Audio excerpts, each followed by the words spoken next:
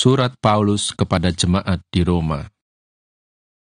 Surat Paulus kepada jemaat di Roma. Roma pasal 1. Salam. Dari Paulus, hamba Kristus Yesus, yang dipanggil menjadi rasul dan dikuduskan untuk memberitakan Injil Allah. Injil itu telah dijanjikannya sebelumnya dengan perantaraan nabi-nabinya dalam kitab-kitab suci tentang anaknya yang menurut daging diperanakkan dari keturunan Daud, dan menurut roh kekudusan dinyatakan oleh kebangkitannya dari antara orang mati, bahwa ia adalah anak Allah yang berkuasa, Yesus Kristus Tuhan kita.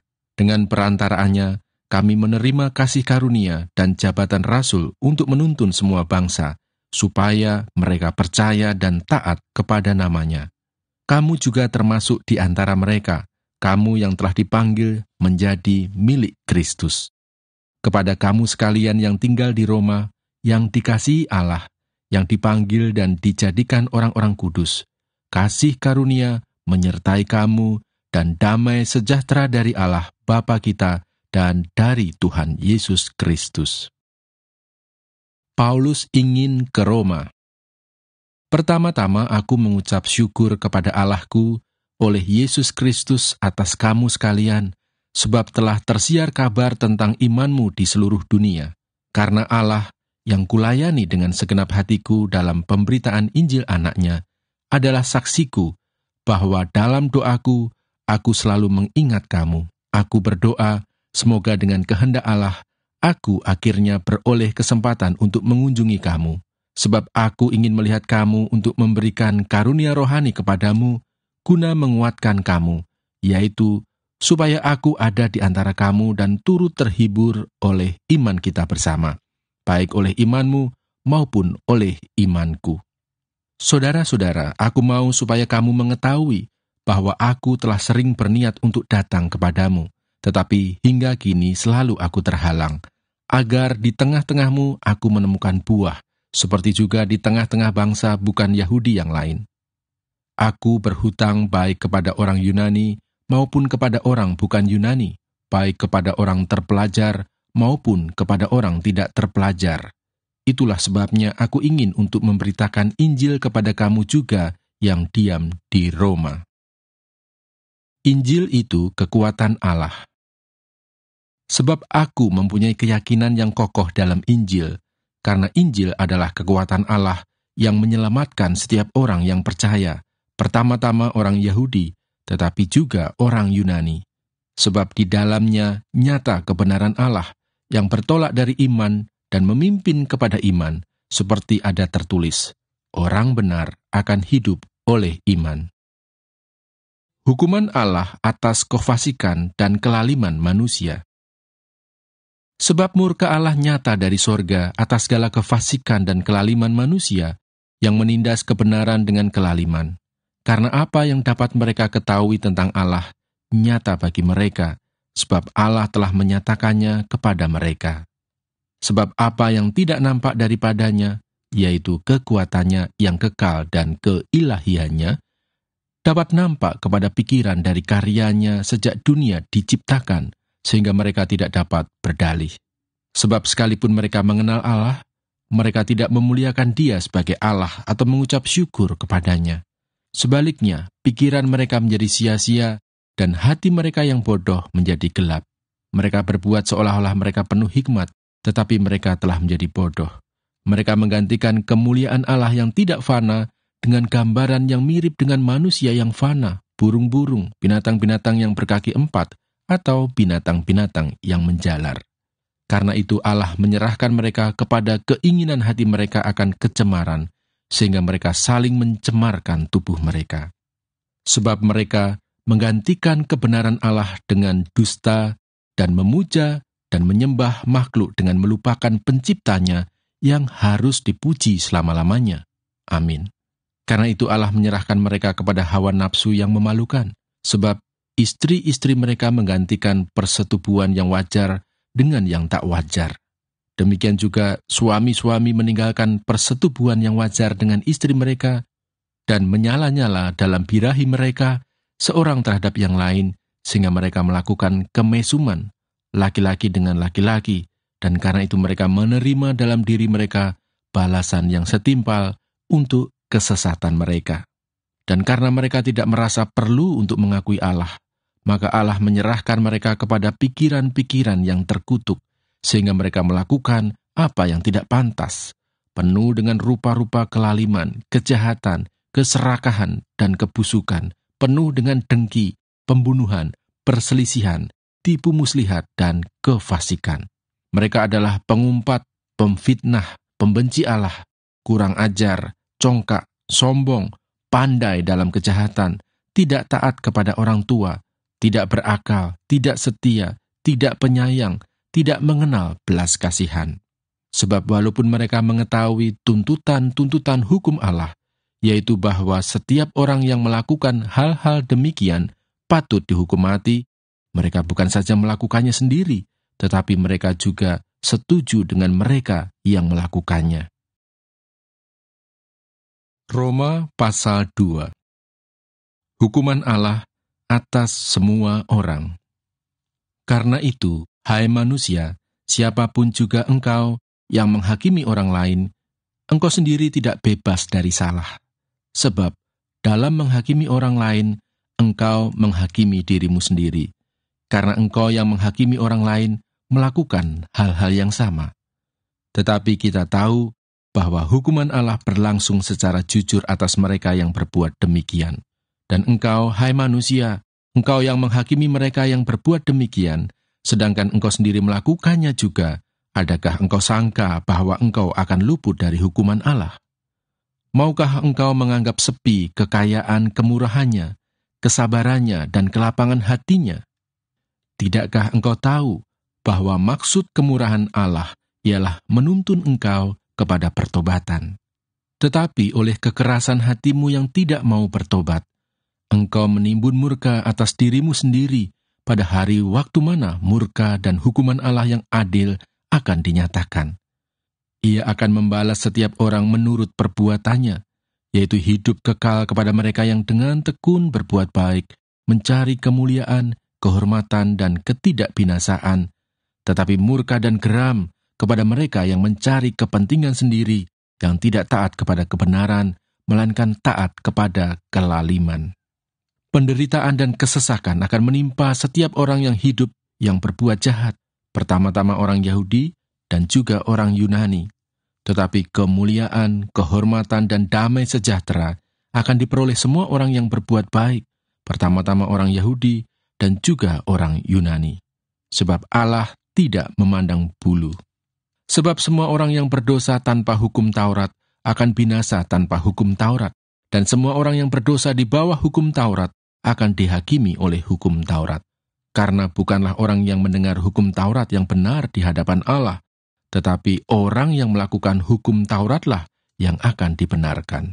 Apabila bangsa-bangsa lain yang tidak memiliki hukum Taurat oleh dorongan diri sendiri melakukan apa yang dituntut hukum Taurat, maka walaupun mereka tidak memiliki hukum Taurat, mereka menjadi hukum Taurat bagi diri mereka sendiri.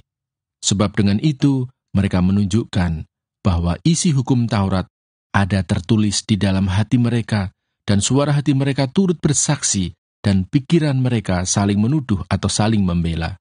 Hal itu akan nampak pada hari bila mana Allah, sesuai dengan Injil yang kuberitakan, akan menghakimi segala sesuatu yang tersembunyi dalam hati manusia oleh Kristus Yesus. Hukum Taurat dan sunat tidak menyelamatkan orang Yahudi. Tetapi, jika kamu menyebut dirimu orang Yahudi dan bersandar kepada hukum Taurat, bermegah dalam Allah, dan tahu akan kehendaknya, dan oleh karena diajar dalam hukum Taurat, dapat tahu mana yang baik dan mana yang tidak, dan yakin bahwa engkau adalah penuntun orang buta dan terang bagi mereka yang di dalam kegelapan, pendidik orang bodoh, dan pengajar orang yang belum dewasa, karena dalam hukum Taurat engkau memiliki kegenapan segala kepandaian dan kebenaran. Jadi, bagaimanakah engkau yang mengajar orang lain, tidakkah engkau mengajar dirimu sendiri? Engkau yang mengajar, jangan mencuri, mengapa engkau sendiri mencuri? Engkau yang berkata, jangan berzina, mengapa engkau sendiri berzina? Engkau yang jijik akan segala berhala, mengapa engkau sendiri merampok rumah berhala? Engkau bermegah atas hukum Taurat, mengapa engkau sendiri menghina Allah dengan melanggar hukum Taurat itu? Seperti ada tertulis, sebab oleh karena kamulah nama Allah dihujat di antara bangsa-bangsa lain. Sunat memang ada gunanya jika engkau mentaati hukum Taurat, tetapi jika engkau melanggar hukum Taurat, maka sunatmu tidak ada lagi gunanya. Jadi jika orang yang tak bersunat memperhatikan tuntutan-tuntutan hukum Taurat, tidakkah ia dianggap sama dengan orang yang telah disunat? Jika demikian, maka orang yang tak bersunat tetapi yang melakukan hukum Taurat akan menghakimi kamu yang mempunyai hukum tertulis dan sunat, tetapi yang melanggar hukum Taurat. Sebab yang disebut Yahudi bukanlah orang yang lahiriah Yahudi, yang disebut sunat bukanlah sunat yang dilangsungkan secara lahiriah, tetapi orang Yahudi sejati ialah dia yang tidak nampak keyahudiannya, dan sunat ialah sunat di dalam hati, secara rohani, bukan secara hurufiah. Maka pujian baginya datang bukan dari manusia, melainkan dari Allah. Roma pasal 3. Kelebihan orang Yahudi dan kesetiaan Allah. Jika demikian, apakah kelebihan orang Yahudi dan apakah gunanya sunat? Banyak sekali dan di dalam segala hal. Pertama-tama, sebab kepada merekalah dipercayakan firman Allah. Jadi bagaimana jika di antara mereka ada yang tidak setia? Dapatkah ketidaksetiaan itu membatalkan kesetiaan Allah? Sekali-kali tidak. Sebaliknya, Allah adalah benar dan semua manusia pembohong, seperti ada tertulis, supaya engkau ternyata benar dalam segala firman-Mu dan menang jika engkau dihakimi. Tetapi jika ketidakbenaran kita menunjukkan kebenaran Allah, apakah yang akan kita katakan? Tidak adilkah Allah? Aku berkata sebagai manusia, jika ia menampakkan murkanya? Sekali-kali tidak. Andai kata demikian, bagaimanakah Allah dapat menghakimi dunia? Tetapi jika kebenaran Allah oleh dustaku semakin melimpah bagi kemuliaannya, mengapa aku masih dihakimi lagi sebagai orang berdosa? Bukankah tidak benar fitnahan orang yang mengatakan bahwa kita berkata, marilah kita berbuat yang jahat, supaya yang baik timbul daripadanya. Orang semacam itu sudah selayaknya mendapat hukuman. Semua manusia adalah orang berdosa. Jadi bagaimana? Adakah kita mempunyai kelebihan daripada orang lain? Sama sekali tidak. Sebab di atas telah kita tuduh, baik orang Yahudi maupun orang Yunani, bahwa mereka semua ada di bawah kuasa dosa. Seperti ada tertulis, tidak ada yang benar, seorang pun tidak. Tidak ada seorang pun yang berakal budi, tidak ada seorang pun yang mencari Allah. Semua orang telah menyeleweng, mereka semua tidak berguna, tidak ada yang berbuat baik, seorang pun tidak. Kerongkongan mereka seperti kubur yang ternganga, lidah mereka merayu-rayu, bibir mereka mengandung bisa. Mulut mereka penuh dengan sumpah serapah, kaki mereka cepat untuk menumpahkan darah. Keruntuhan dan kebinasaan mereka tinggalkan di jalan mereka, dan jalan damai tidak mereka kenal. Rasa takut kepada Allah tidak ada pada orang itu. Tetapi kita tahu bahwa segala sesuatu yang tercantum dalam kitab Taurat ditujukan kepada mereka yang hidup di bawah hukum Taurat, supaya tersumbat setiap mulut dan seluruh dunia jatuh ke bawah hukuman Allah. Sebab tidak seorang pun yang dapat dibenarkan di hadapan Allah oleh karena melakukan hukum Taurat, karena justru oleh hukum Taurat orang mengenal dosa. Manusia dibenarkan karena iman.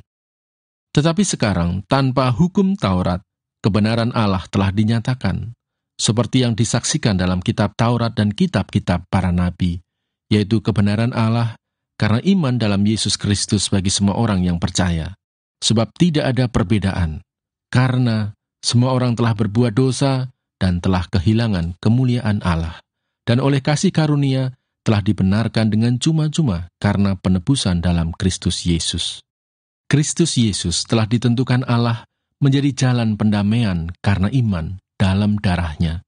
Hal ini dibuatnya untuk menunjukkan keadilannya karena ia telah membiarkan dosa-dosa yang telah terjadi dahulu pada masa kesabarannya.